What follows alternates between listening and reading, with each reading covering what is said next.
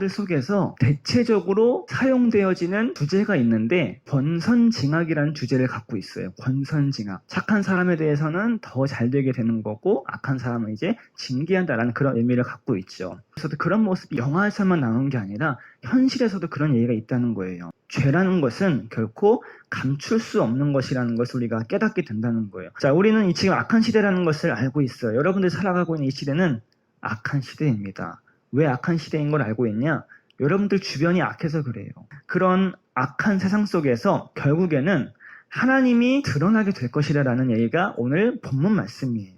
하나님이 드러나셔서, 하나님이 나타나셔서 그 모든 악과 거짓들, 그런 모든 것들을 심판하실 것이라는 그 얘기가 오늘 본문의 말씀입니다. 예레미야는 사람이 이스라엘 백성들의 죄를 지적을 해요. 가장 큰 죄, 하나님을 버렸다는 거예요. 원래 이 이스라엘 백성들은 하나님의 백성이었죠. 하나님의 선택을 받았던 백성이었어요. 하나님만 바라보라고 선택된 민족이었어요. 그러나 이 백성들은 어느 순간 하나님을 멀리하고 하나님 대신에 뭘 만든 거예요? 우상이란 걸 만든 거예요. 예레미야는 사람들에게 선포를 하는 거예요.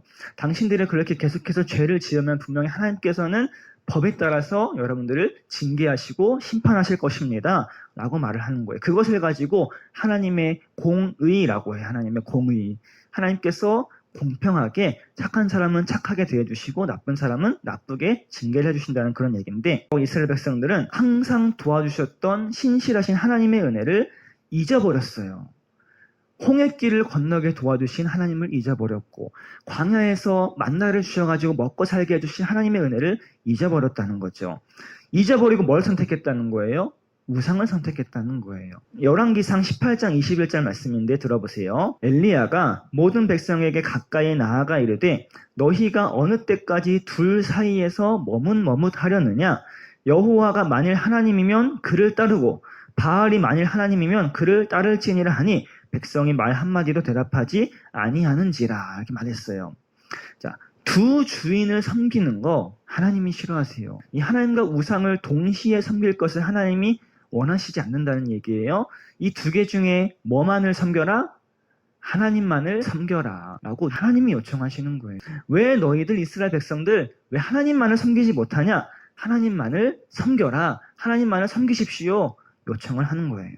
속담 중에 이런 속담이 있습니다. 고생을 사서 한다. 잘못 처신한 탓으로 하지 않아도 되는 고생을 한다는 거예요. 그렇게 오늘 우리도 그 이스라엘 백성들과 똑같은 그 실수를 하지 않는 여러분들 되길 바랍니다. 실수를 이제 바로 잡아야 되는 거예요. 오늘도 혹시나 지금 여러분들 중에 실수를 하고 있는 친구들 있다면, 하나님을 바라봐야 되는데 하나님을 바라보지 못하는 친구들 있다면 지금 이 시간이 돌이키는 시간이 되자는 거예요. 하나님을 향해 나아가자는 거예요. 법의 판결을 받는 그 재판의 현장에서 이제 가해자들이 하는 말이 있습니다. 주로 하는 말이, 만약에 내가 그때 그 범죄를 하지 않았더라면 라는 후회 섞인 말을 해요. 그러나 후회는 소용없는 거예요. 후회한들 지금의 그 일을 돌이킬 수는 없다는 거예요. 지금 그 재판의 자리에서 후회를 한들 그 재판의 현장에서 벗어날 수 있어요? 없다는 얘기예요. 그래서 우리 그리스도인들도 만약에 라는 그 후회를 남기지 않기 위해 하나님의 공의를 따라갈 수 있는 여러분들 되기를 바랍니다. 하나님만을 섬기며 살아가자는 거예요. 그래서 나중에 후회하지 않는 여러분들 됐으면 좋겠어요. 후회하는 선택을 안 하는 여러분들 되길 바랍니다. 하나님이 계시는 한 악은 분명히 진다는 거예요.